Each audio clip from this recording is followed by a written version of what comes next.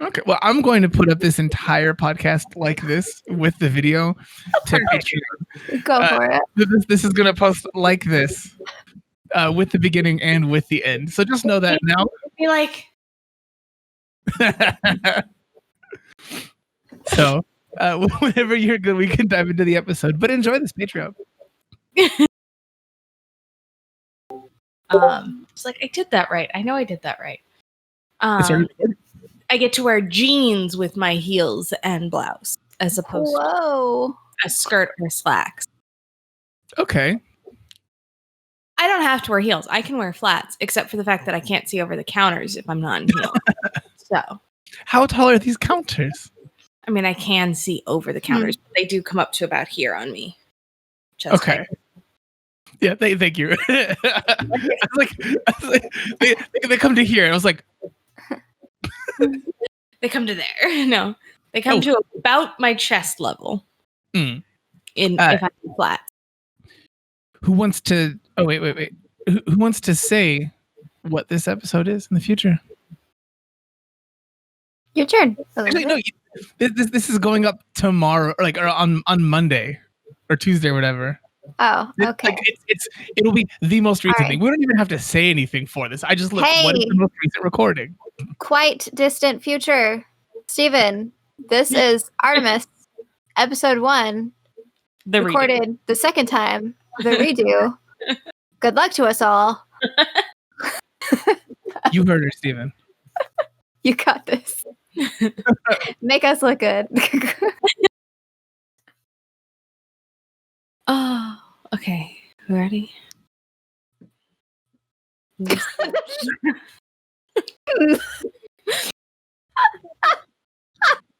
have to put myself 4 weeks in the past. Wait. Yes, mother. No. What? Behind the scenes Hi, content. Mrs. Bailey. Oh, she wants to see your eyes.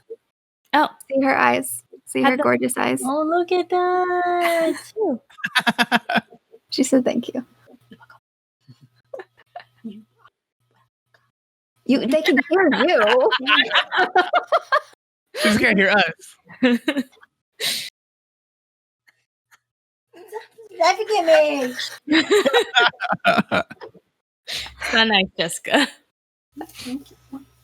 I'm drinking whiskey. She's a drunk. Oh, every Tuesday we get on here and she's drinking all the time. What? Steven called me a drunk because every Tuesday we get on here and I'm drinking all the time. All the time. It's a problem. All the time. That's a problem. This is like the only time I drink now, other than wine, though. To be fair, wine doesn't count. Wine doesn't count. I don't know if that's the rule. Don't give me that one. No, seriously, Vogue in I think it was 1956 put out a diet.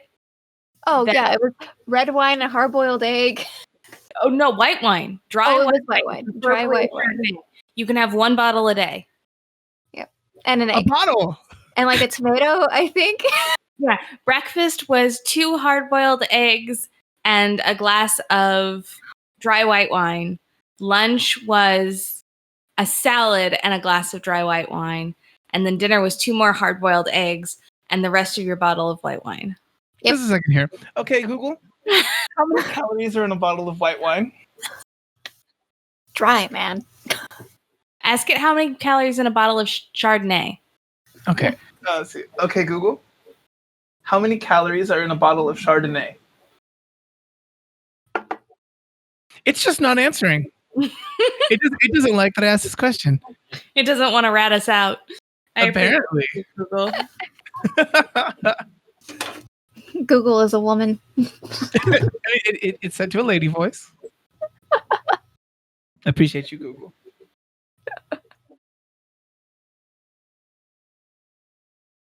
Okay, my Google pre-filled it in for me. 123 calories. Oh, that's it? Okay. Oh, damn. I'm going to drink an entire... Wait, no, that's per glass, isn't it? Get a serving, yeah. You'd have to pick a bottle. $590. That's still not terrible. That's really not bad. I mean, water is like 0, but that's still not that. But that's only 600 calories, and eggs really aren't that many calories. Eggs aren't that many either. Hard-boiled. How many calories are in what is it? A White Claw? It's got to be like 0, right? It's 5. A ridiculous amount. Are there really in a White Claw? No. No, it should be like negligible. It's only 5. Yeah. 5 right? Like, is, I think the mango one is 7 calories. Because it has like no sugars in it. Yeah, like 70. 70. 70 per hand. Jesus. So you're just sacrificing all of the good parts of like a LaCroix, where it's no calories whatsoever, and then just having no taste. Yep. Why do people drink White Claws? I don't know. I actually kind of like White Claws, but kind of not. But I don't know. Just every once in a while, I'm like, yeah, I'll drink a White Claw. Am I wrong about what a White Claw is? Isn't it just like an alcoholic LaCroix? Yeah. Basically what it is. Yeah. But alcohol has calories in it. Alcohol does. Ethanol. Yeah. Just because of the sheer merit of potential energy. Yeah. Yeah. And what the fuck? The flavorings in White Claw, they add more because you have to counteract the flavor of the alcohol, so you get more sugar. Yep. Okay. Well, I'm going to put up this entire podcast like this with the video to Patreon. Go for it. This is going to post like this with the beginning and with the end. So just know that now. Be like. So whenever you're good, we can dive into the episode. But enjoy this Patreon.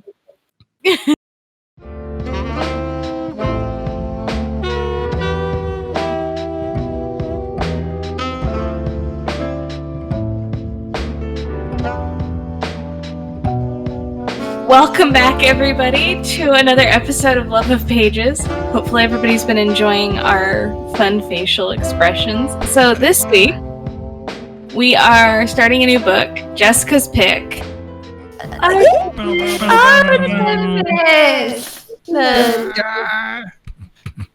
The second book by the Martian author, Andy Weir. Mm-hmm. And our second attempt at recording this first episode. Our second attempt. Steven, you weren't supposed to tell anybody. I want to make sure and get it out in front there. This was my mistake. So it's a make good. Losing audio files, it happens. Yeah. It does happen. But okay, so Jessica. Yes. Remind Steven and I and tell our listeners, why are we reading Artemis? Because it's been on my TBR list on my bookshelf since Artemis came out, which was a significant amount of years ago. Like 2016. Yeah. Well, we can find out. I have the copyright. But I think it was 2016. I could be wrong. 2017. Really? 2017. Yeah. So it's been sitting there for years, and I really enjoyed The Martian. And I thought, I think for this one, I let you guys choose between like several books that have been on my TBR list for a while. So there were guys options. I feel like there were 3 options, but now does this TBR to be read? Oh yes, to be read. Okay. Sorry, I live on Book Talk and other bookstagrams and stuff. It's all TBR. I just wanted to make sure it wasn't some other crazy acronym that I was lost on. Nope. Exactly what you think it is. But okay, so our cocktail of the evening. Jessica, we are drinking scotch-ish. But yes, scotch, because our character, Jazz, she first had a, scotch moonshine. That was not bar. That was not scotch.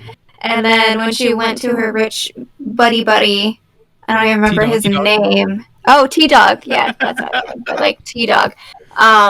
He had actual real scotch. And she was like, can I taste that just so I can remember what it's supposed to taste like kind of moment. And I thought, we'll drink scotch. I don't have scotch, though, so I'm just drinking Crown, because it's good. I like scotch, so I tend to keep it on hand. So I'm drinking Glenlivet. So that's what I was raised on, if that doesn't sound too bad. No, it doesn't. I do like scotch. I just, my parents already think I'm an alcoholic.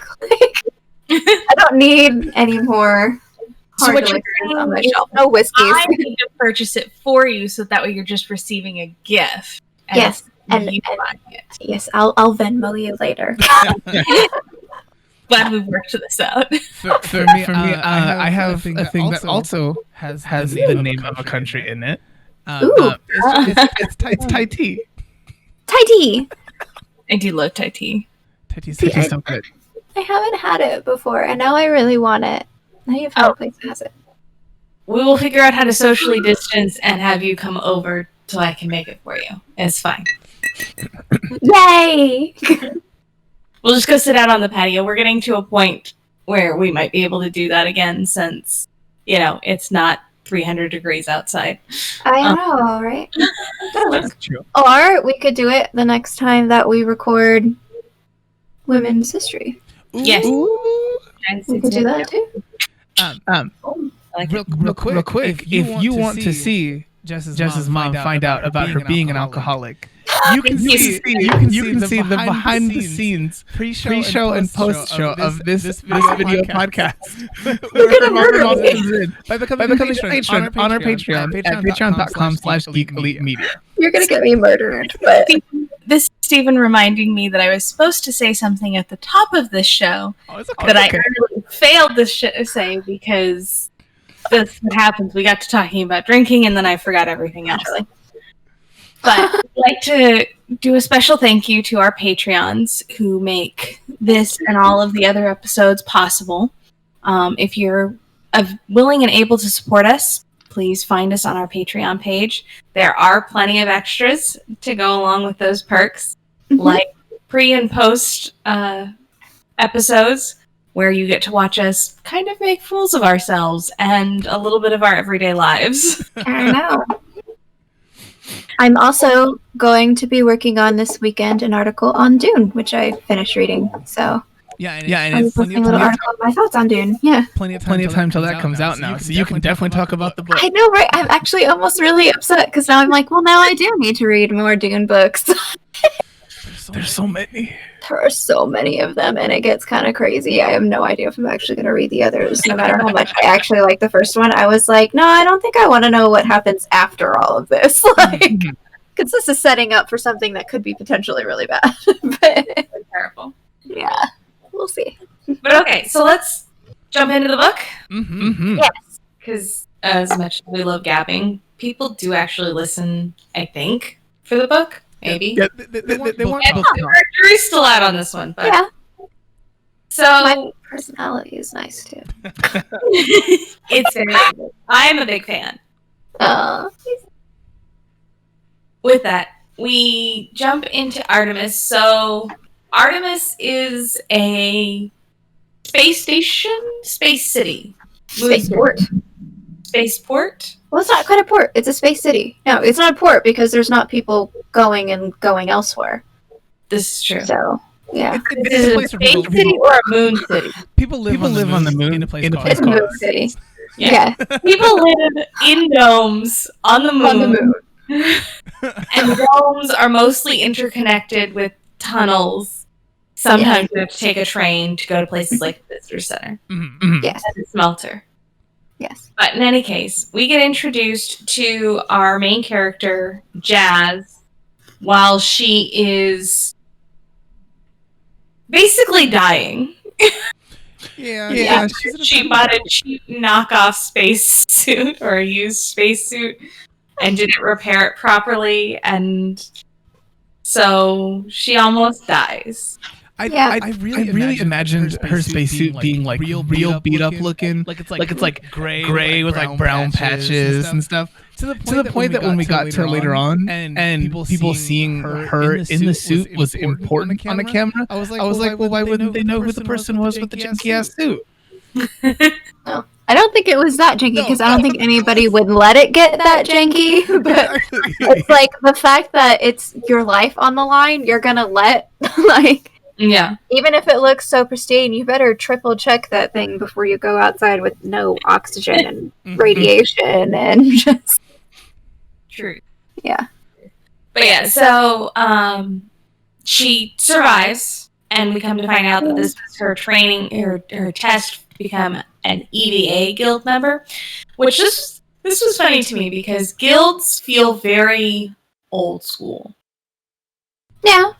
Granted, in the 21st century, we still have guilds. We now call them licensing boards. But, like, the term guild feels very old. We've got the Screen Actors Guild. This is true. But I still think the term is outdated at this point. I think people chose it because they're artisans. Yeah, they're artisans and it's like the small town kind of thing, I feel like, to have weird words. It's like its own, although it's a city and it's owned by Kenya, it's, which that was the best thing to me, was Kenya just being like, you know what, we need money. We're close to the equator. Launching stuff from here is very easy. Why don't we just build a moon base and have people launch from here to go to the moon and just be tourists and play casino on the moon? Well, not only that, but like, let's allow big multinational corporations to become one super mega international corporation. Yeah. So that they can pool all their resources to launch stuff to the moon. Yeah. And let's have no regulation on it. Like, no, because you know what? Kenya doesn't have a lot of regulations, so you don't need to red tape anything. And Kenya became, like, the richest nation. One of the richest nations. Which is very cool and very interesting. And Kenyans should read this book. I meant it's probably based in something that's actually been floated, in some way, shape, or form. Because I feel like, Andy Weir definitely talks to people about, like, well, what are you guys really thinking about how to achieve these things? Like, he went in, like, I feel like Andy Weir would be, like, going into, like, an economic class and being, like, just sitting there, and then, like, the professor's like, all right, Andy Weir has brought you a question. How would you make Kenya the second richest country in the world? Boom, go. Like, But it was all kind of started and established by, and Stephen, you listened to the audiobook, so how do I pronounce the administrator's name? Ngugi. Ngugi. Yeah. These names. Jazz is easy. Rudy I can handle. The rest of them just get real tough. We've got Svoboda. Svoboda is no bueno. And Tron T-Dog. We're just going with T-Dog. That's it. He's T-Dog. I'm done. Because I can't. Anyway, so we come to find out that Jazz is a strong, independent 24-year-old, 26-year-old. Like, I mean, she's not very old. Sounds right. Younger than most of us. And she works as a porter, but most of her income comes from smuggling. Yeah, less than reporting. So yeah, smuggling illegal goods such as flammables and, like, I think cigars was the first thing that we saw her smuggle. Yeah, so stuff like that, because you don't want fire on a spaceport or city. Well, and we learned that in this first third of the book. For those who are joining us, this portion, I guess we should probably have done this at the top. We're breaking this into 3 parts. The first part is chapter 1 through 5. The second part is chapters 6 through, what did we decide? Wait. You look at the description of the next episode if you want to find out what the next chapters are. So, chapters 1 through 5, everybody. This is going to be a real rough podcast, guys, because we're having to, like, go backwards and try and not do any spoilers. One of the biggest things I know that I think is like we had hit in the first time that we had talked about all this stuff is like our impressions of the characters, because I mean I think what happened in the beginning is mostly establishing who these people are and what this world is. Besides like a couple big plot points, we meet Jazz, who is the headstrong person that she is, and a few other people around her. She exchanges letters with a person on Earth whose name I don't remember. Oh, Was it? Yeah, Kelvin. Yeah. The man who's named after temperature. Yes. She exchanges letters with this man, and so we kind of get to learn a little bit about her past and the fact that she is still basically the person that she always was when she was a teenager. She didn't really grow up. And like we learn about this world of Artemis and a few people that she knows. Tron, the big business guy who came to Earth, came to the moon because an accident had happened where his wife was killed. Correct? Yes, his wife was killed and his daughter went paralyzed. Got the waist down. Yeah. So she became Oh, good. Paraplegic. Yeah. Paraplegic. Yes. Paraplegic. She can still. Yeah. So being on the moon is, what did they say, 1/6 of Earth's gravity, so that just helps her be significantly more mobile. Earth's gravity becomes a huge thing because I feel like every other page, it's like, oh, well, I can do this because it's not hard. It's moon gravity. I think it was T-Dog that when he was going to go get a lighter or another drink or whatever, he did a backflip over the couch. And that's just how he did a backflip over the couch, and then you hear Jazz be like, yeah, it's not that impressive. The moon is only 1/6 of Earth's gravity. Everybody does it. I feel like I wasn't impressed. I was just like, what the hell? I feel like even if I had less gravity, I still would never flip over the back of the couch just to go. Why? I could absolutely say I would, and I would so every time, and I would hurt myself a solid 10% of the time. That would be when I would hurt myself way too much. I would still manage to hurt myself. Yeah. It is a little impressive. with that one, I feel like there. So in the times that we hear people talk about moon gravity versus Earth gravity, they talk about it like it does give you superpowers. But I feel like there would be an inherent greater a greater strength to a person who's coming from Earth to the moon, because your muscle density would still be such as it would need to be for you to work on Earth's gravity. Yes. So if someone's visiting, they come in and they're freaking Superman for how long they're on the moon, at least at first. Well, it's like Superman, right? So legit, how he is he would be normal on Krypton, but because he's on Earth, he's a god basically, because of just the physics of the planet being so significantly different from the one he was born on. But then he was raised on the planet, so that doesn't make any sense. It's a confusing one. I feel like some negative benefits. Maybe we shouldn't read too deep into it, because now I'm like, Superman is a lie, isn't it? That wasn't even a good explanation for why. I mean, there's a lot of questions to ask about this. Speaking of explanations, I struggled so much with the technical explanations. Well, that's Andy Weir. I'm so sorry. I'm just I felt like I was reading Charles Dickens again, where I was like, okay, how far do I skim ahead to get to the next plot point?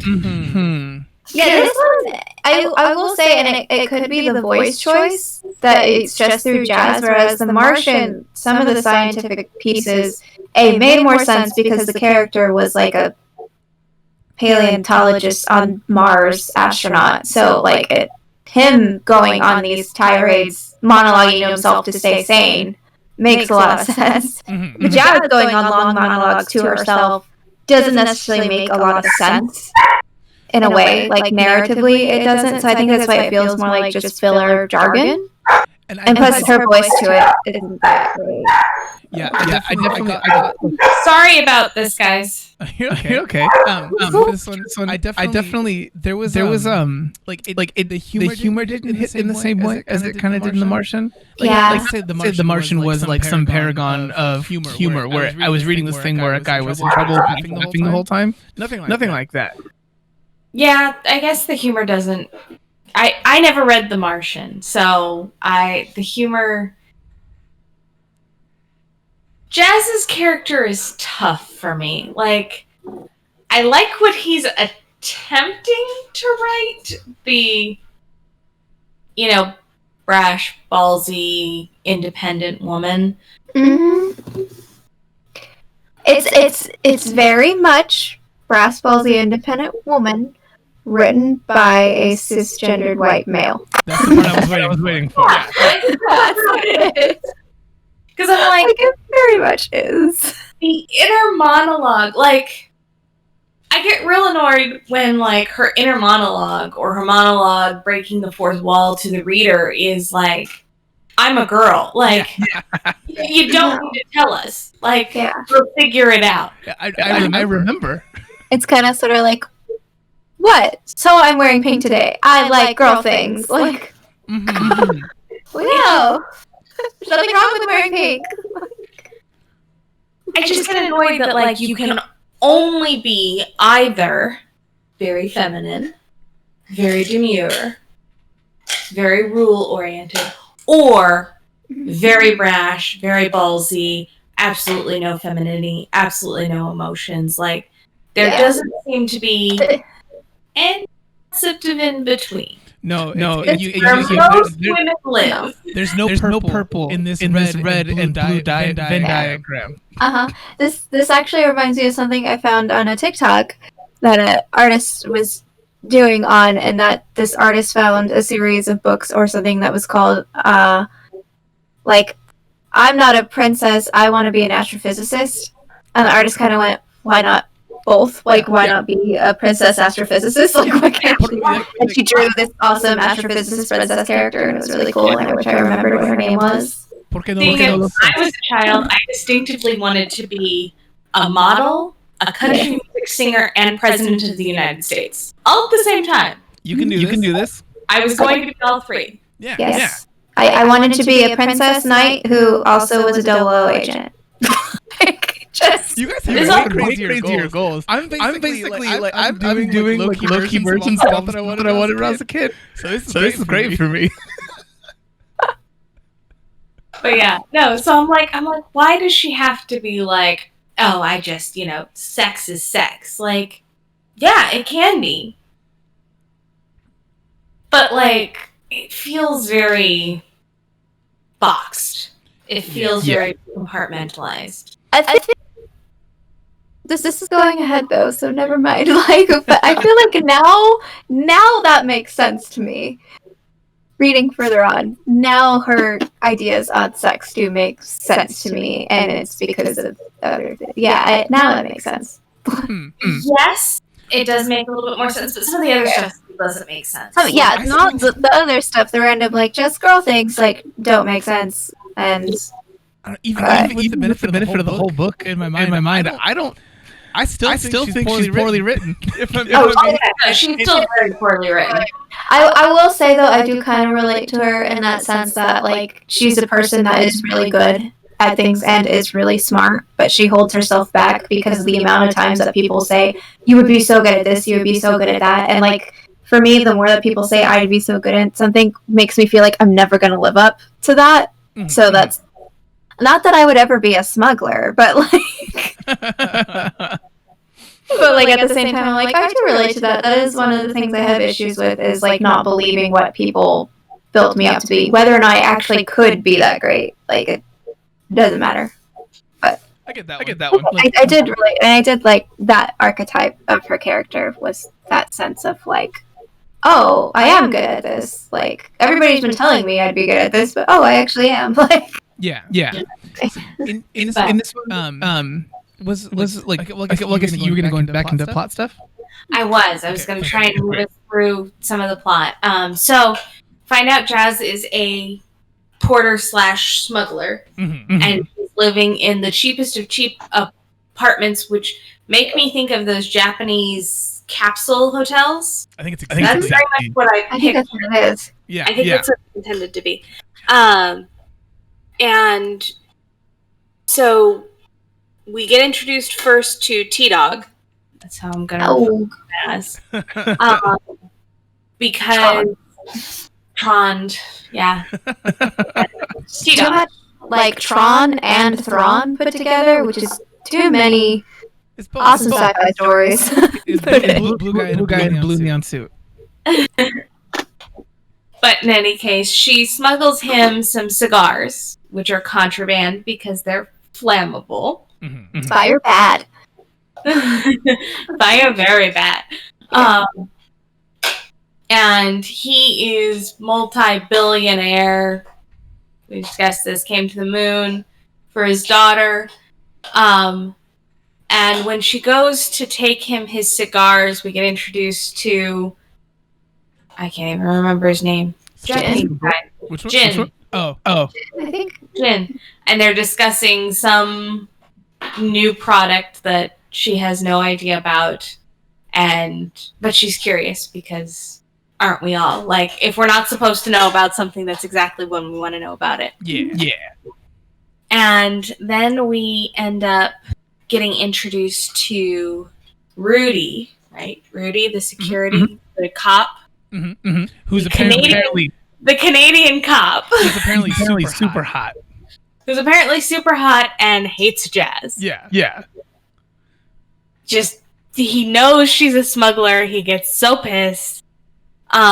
She kind of walks us around Artemis and the 5 different pods. So there's a cool map thing at the front of the book. I did not get this map. They describe it. I didn't see the map because the audio book. So hopefully I did that right.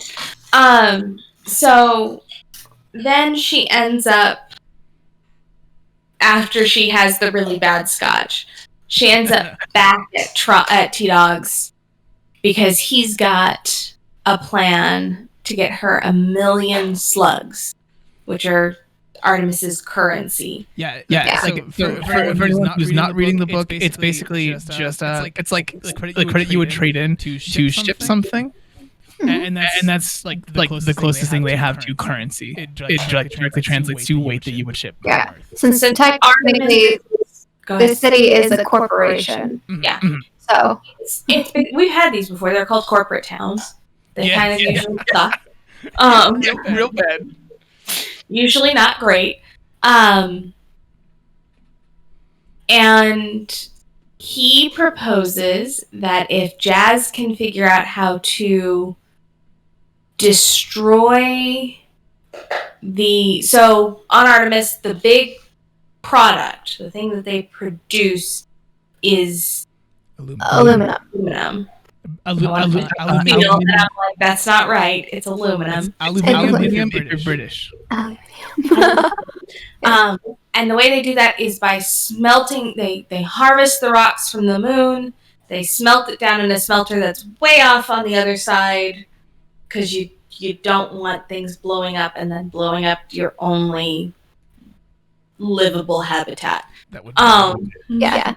But like in results from the smelting process, oxygen is created, and that's the oxygen that goes back to the Artemis bubbles and basically keeps people alive. But the only reason that the smelter makes a profit on aluminum is because they don't have to pay anything because they have the contract for the oxygen. Yeah. So T-Dog has been buying up a whole bunch of oxygen and storing it, and he's like, hey, if you figure out how to make them break their contract, I get to swoop in under that contract and be the big production person. Like, what? So Jazz not reluctantly accepts the offer. Like, she at first was not going to do it, and then he said, I'll give you 1 million slugs, and she went, sold. Yeah, immediately. Not even like, no, do it. She's a terrible negotiator. I'm like, if his opening offer is $1 million, like, you push his second offer be like you push at least for 1.5. I'm sorry, that's the minimum. 1.25. Anything. If you'll pay $1 million for it, you'll pay $1.5 million. Right. Anyway, terrible negotiation tactics. But so she then spends a whole bunch of time trying to figure out how to make this work. So we then get introduced to Svoboda, Hungarian, who's a scientist who agrees to help build a machine that she's designed in exchange for her testing out his reusable condom. Yeah. Reusable. Not with him. He's like, no, not with me. I just know you have sex. Next time you have sex, try this out. Let me see. Tell me how it is from the feel of a woman. As opposed to how much was it that cost normally for getting work from 2000? Yes. Yeah. So she's like, okay, sure, yeah. Yeah, sure. I mean, that's weird. I don't think it'll sell, but like. And then sure. He keeps he's like, well, have you had sex? It's been 24 hours, and I'm like.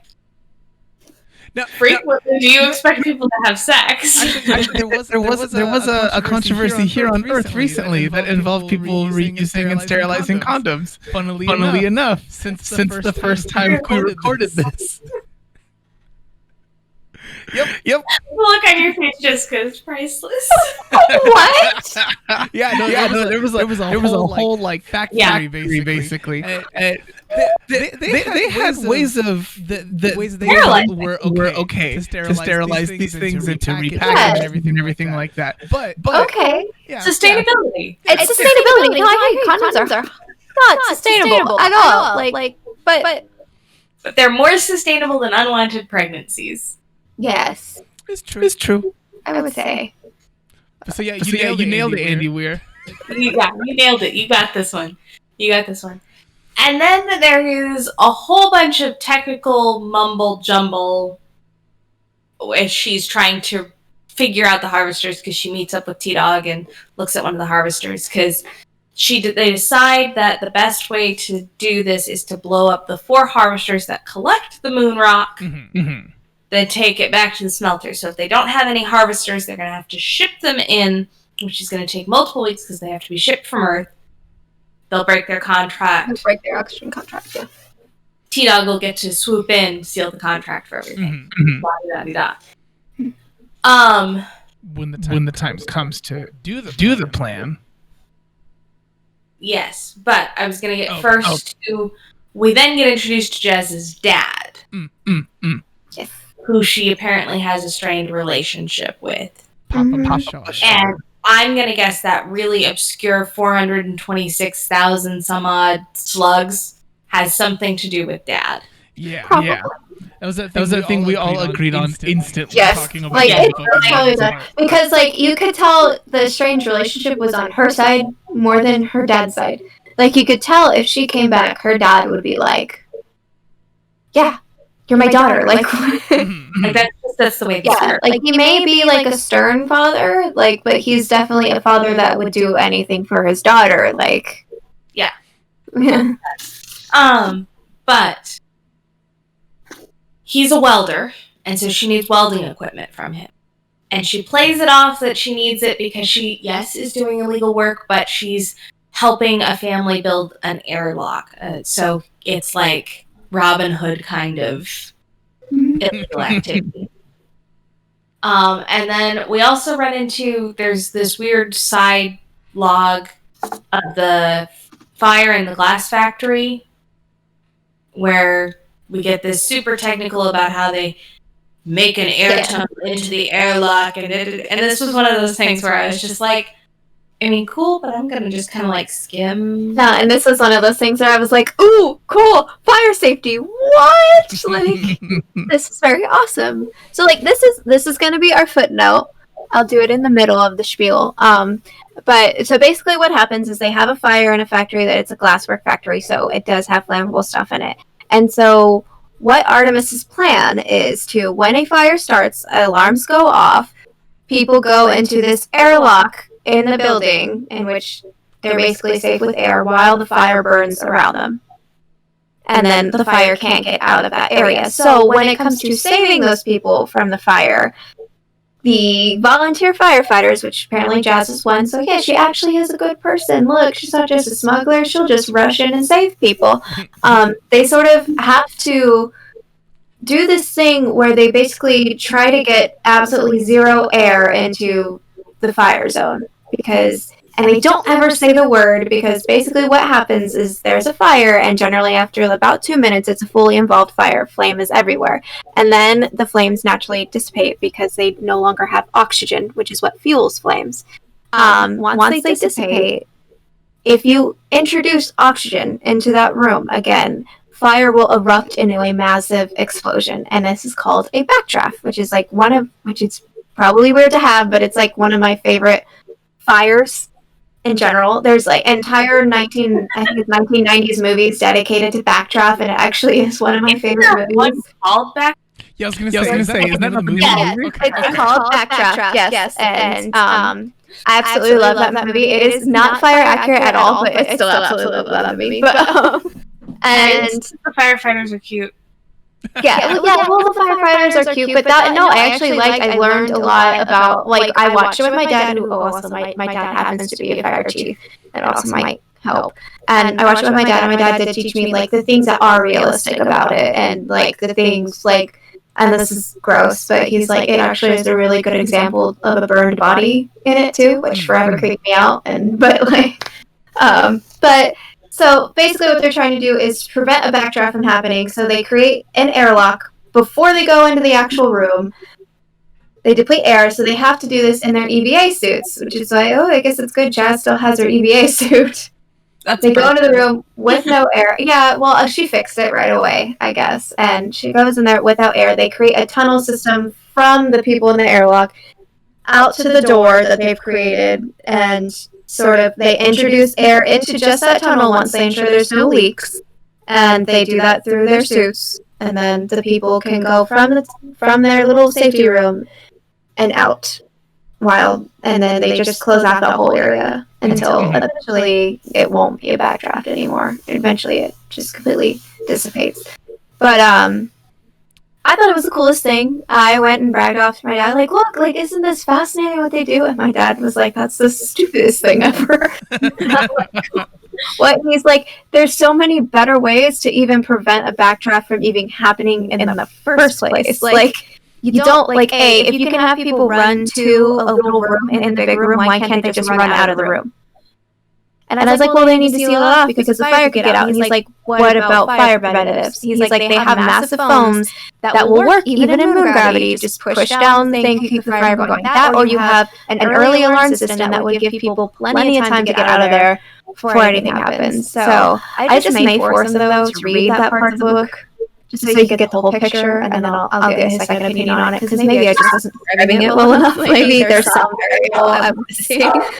Because Andy Weir is usually pretty good at researching stuff. So I was like, I feel like, well, maybe Andy did miss something. Maybe he didn't talk to the right fire expert or whatever. Or maybe he didn't do the right Google search. It happens as writers. Or you just made the decision that, it's cool. or it's going to apply for something in the future. Like, Or like another thing that it could be is like, this is a moon city that's run off of a corporation that's from Kenya. Like, it could just be, why spend all the money on the expensive fire extinguishing foam that works? We can lose a few people. Yeah. And it seems like they don't lose a lot of people in their fires. I mean, everybody was safe from this fire. I'm sure a glassworks fire, I imagine they're dealing with a lot of chemicals. They probably would spread pretty quickly. Mm-hmm. So it would be high heat, too. So reach out to us, Andy. Reach out. Where'd you get your research from? I'm curious. Am I missing something? Is my father missing something? I don't know. But in any case, so there's this glass fire, and then Jazz, and I'm only moving us forward because I'm afraid we're going to run out of time before 45 minutes.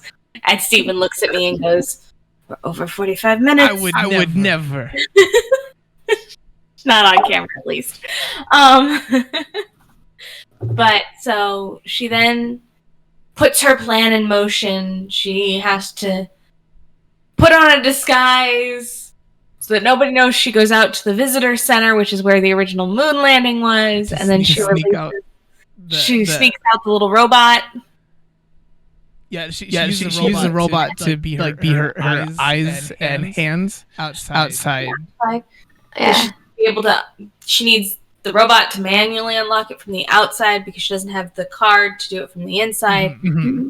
And so she does this weird elaborate where she dresses up as a traditional Muslim visitor, pretends she loses her Gizmodo, gets a hotel to give her a new one,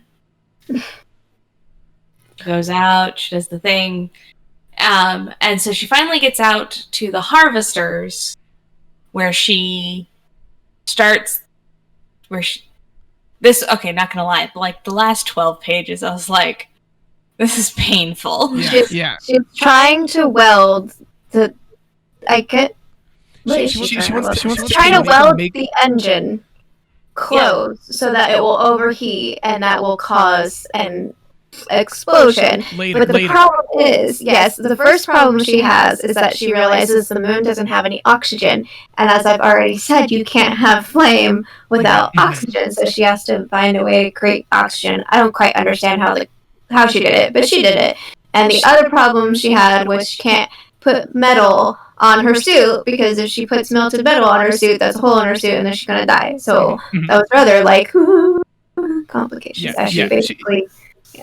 She does what would be like bare minimum basic stuff for a person who would have to normally do this stuff outside as an EVA guild member, but she is not yet one of those, so her welding experience is typically in an environment.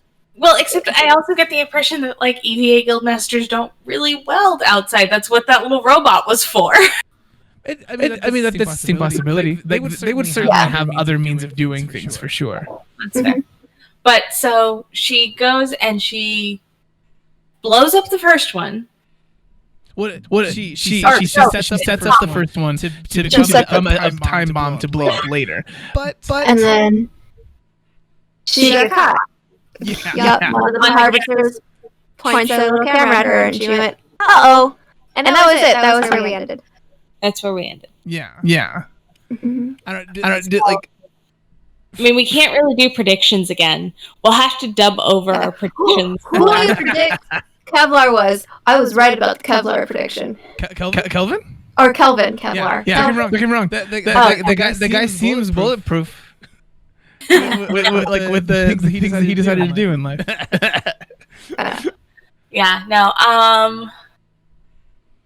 My prediction was wrong. Say again. My prediction was wrong. Mine is right. Yeah. You got that one. I don't think I had a prediction at this point. If at this point in the book, if I was reading this by myself as a library book, I would have had to have I would have put it down. I would have used up all my time that I would have had to finish the book. I would have had to check it out again to finish the rest of it, because the beginning of it is so procedural. Yeah, it's a little tedious. It definitely does pick up later on, and you're like, ooh, intrigue. So much technical explanation, and yes, we get to the technical pieces that I really like towards the end of the book, so I'm fine with the very elaborate technical, but all the science technical, I'm like, I even like that stuff. I love that stuff. I like the Martian, but it's a slog in this one. It's so, I'm like, we could have cut this down at least a couple paragraphs. Give me a paragraph of explanation. Do not give me pages of explanation. I feel like, let's see, how many pages is this? Because I feel like if you took out all that long jargon, this 300-page book would be 150 pages. I do not disagree. I feel like actually if you took it all out, it would make a great screenplay. Actually, that's a little bit of an interesting one. This book did sell to it got picked up for the movie rights before the book was even finished, if I remember correctly. Because the Martian, it's not surprising at all anymore. But the Martian did so well, and that so Andy Weir just being the writer of another sci-fi thing would have been. Hollywood would have wanted it. The audiobook is read by Rosario Dawson, which I feel was a soft casting, putting out feelers for her to actually be the actress for the movie. People who want her to play characters really want her to play characters for fan casting things on the internet. So it seems like money for that one. Is she the one that's going to be on The Mandalorian? That's the word on the street. The word on the street is that she is Ahsoka.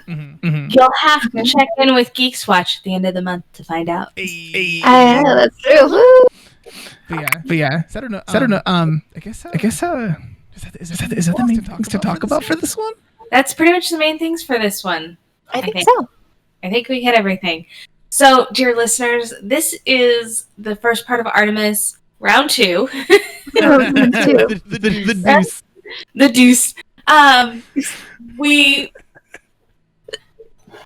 apologize for discombobulation. Oh, it's okay. You guys got to be here for the crazy fun times. You did. Got to be here for the crazy fun times.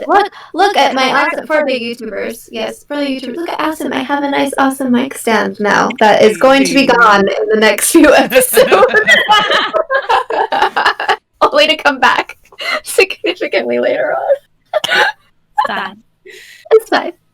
Anyway, I love it. Jessica, where can people find you at to talk about your new mic stand? Oh, you can talk about my new mic stand on Twitter as JM Bailey Wright. And Stephen, where can people find you? You can find me on my website, gentleman.com. You can find all my socials on there and look at my stuff while you're there. It's very awesome. Thank you. And join me with the rest of Geek Elite Media at Geek Elite Media, Facebook page /Geek Elite Media. Archived episodes of this podcast and other podcasts are on geekelitemedia.com or your favorite podcatcher. As we said at pseudo the top of the show, please come join us on our Patreon. It is what allows us to continue to do these wonderful shows. And please rate, review, and subscribe to this podcast on whatever podcatcher you have.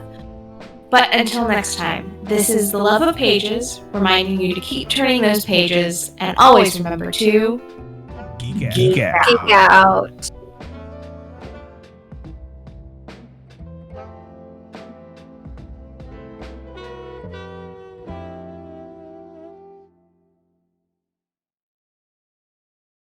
Cool. Yay. I don't think it was as loose as what you guys were thinking or talking about in there. It honestly wasn't pretty loose. No, I like, even though it was us retreading things we had already talked about, and we did mention the fact that we had talked about these things a lot of times in there, I think it's okay. If people are this deep into how many books we've done already, they know that we do the books in 3 parts. Mm-hmm. They're here probably a little bit more for the personality than for just the book. Like, it's fine. Yeah, it's fine. It's fine. But yeah, I don't know. At this point, should I cut this recording here? You cut the Craig? I cut Craig. I don't have any alcohol to spill, so it's good. So thanks for joining us, guys. If you guys are on Patreon and you did get to watch us talk before and after this stuff, enjoy.